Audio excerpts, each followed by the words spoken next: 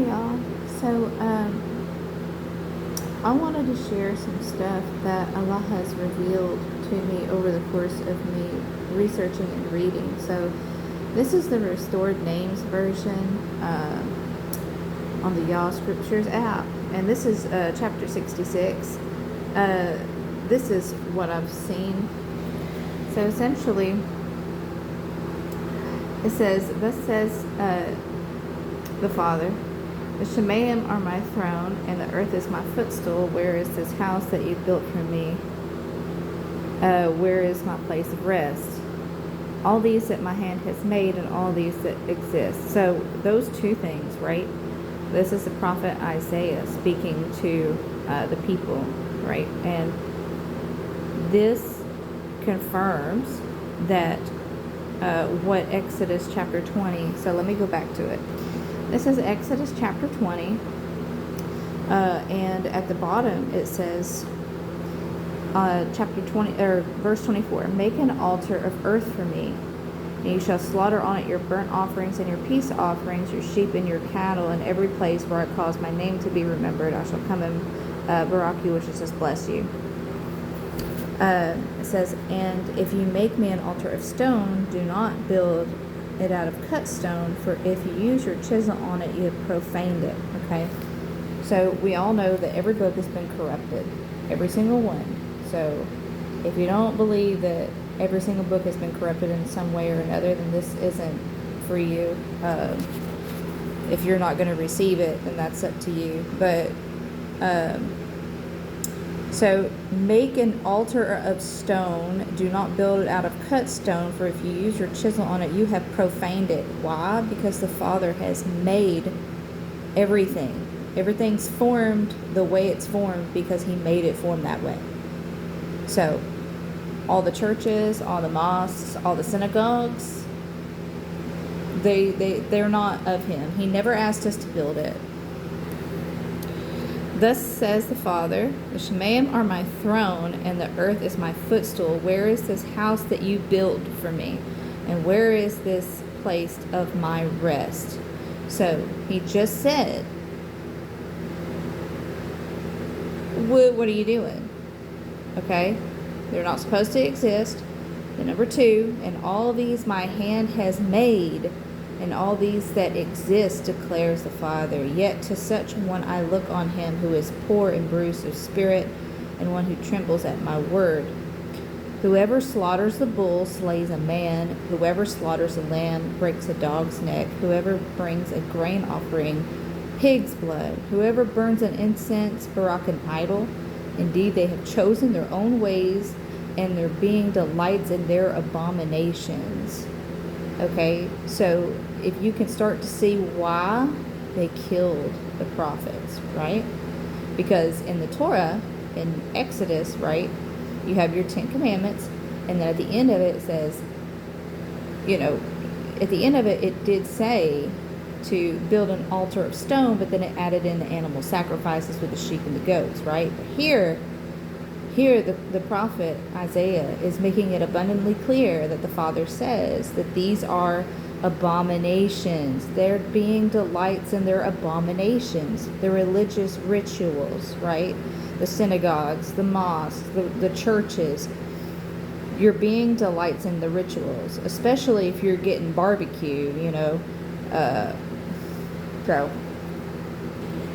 And then I had a couple of people say, oh, well, what's the context? Why was he saying that? Well, were they doing it wrong? Were they doing it just for show? Were they, did they not mean it? And so the reason that it says to build an altar of uncut stone is because how would Adam and Eve, or Adam and Hawa, how would they worship the Father, right?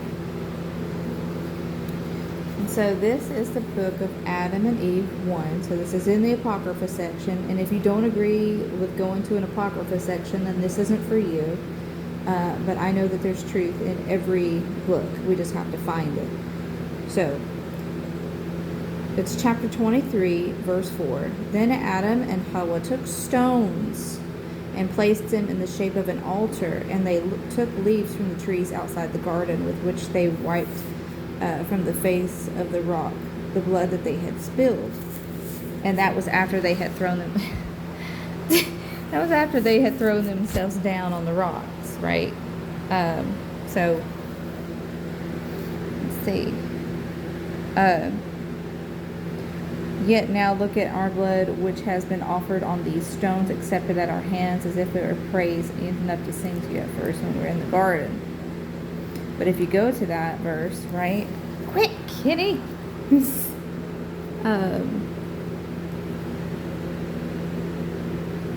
see.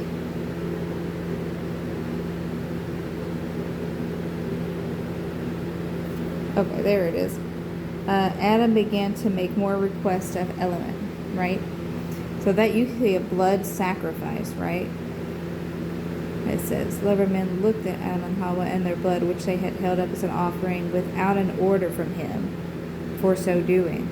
But he wondered at them and accepting their offering. So he never asked them to do that, right? Okay? Now remember, just because a blood offering is in the scripture does not mean that the Father delights in it, right? He wondered at them and accepted their offering. So Elohim set from his presence a fire that consumed their offering.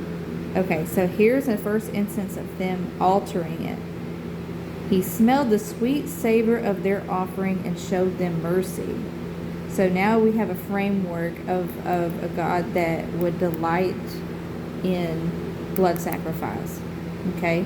So I know that this is not from the Father.